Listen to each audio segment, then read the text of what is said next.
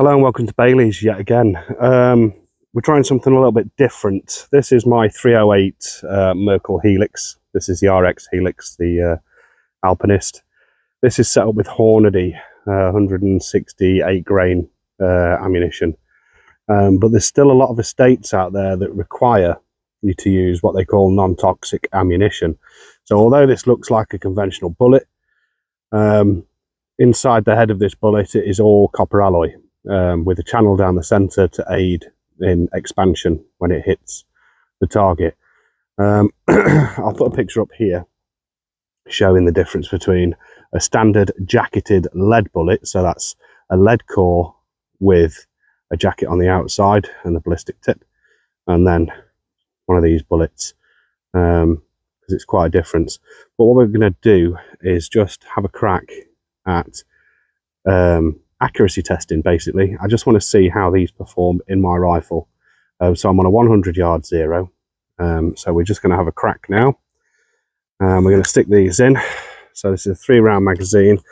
The Helix is a straight pull rifle, so let's have a crack. These are the Sellier and Bellot Blue, so 110 grain, so TXRG, so quite light compared to my normal ammunition. So make sure I'm not knocking the microphone too much. So that's the benefit of a straight pull, just straight forward like that.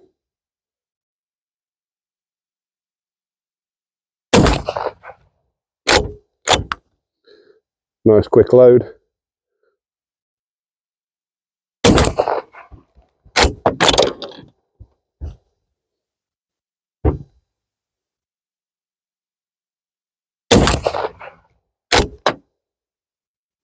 So it's not too bad. 3 rounds out of a stalking rifle is a good enough group for me. I may have to come right one click, which we can do now. But apart from that, we'll go down and have a look at the target. Right then, we're down at the target. There's the group I've just done.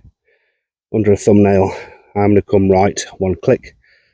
The majority of the group's gone there, so we'll just adjust it over, and that should do nicely. And then we'll give it a go on steel and see how she performs at distance. So as you can see, the accuracy at 100 yards is pretty on point. I'm just going to come across that one click. I've added it to the scope, so I'm just going to reset this turret. Close that for a sec, and then we shall go out to further distances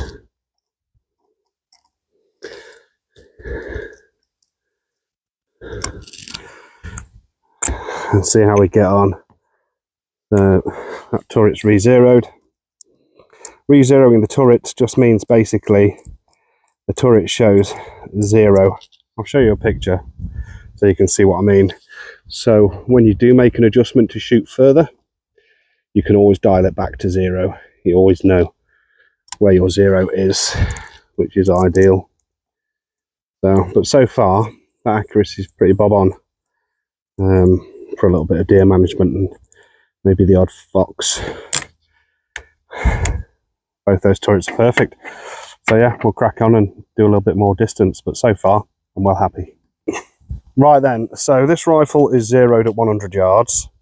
So according to Stralock, with this ammunition, the scope height and everything else, 200 yards should be 0.5 and 300 yards should be 1.3.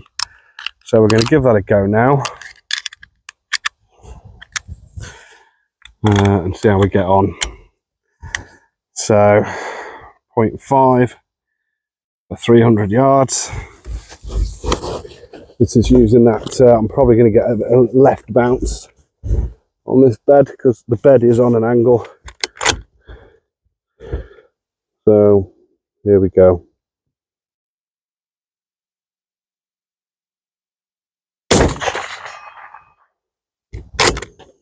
Well, that's bob on. A 1.3.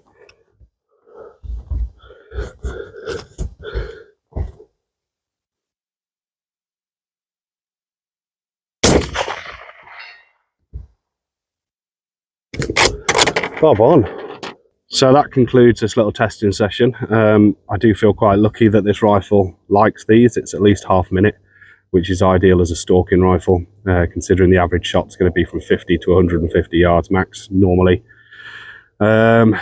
It's crazy, in my opinion, that some estates are still requiring you to use copper in some forestries, but it's their rules and we have to stick to them. So it's good that there are brands out there like Sellier and Bellot that work in most rifles. I had one of these in a 6.5 Creedmoor, and that ran really well on the 120 grains that they do as well.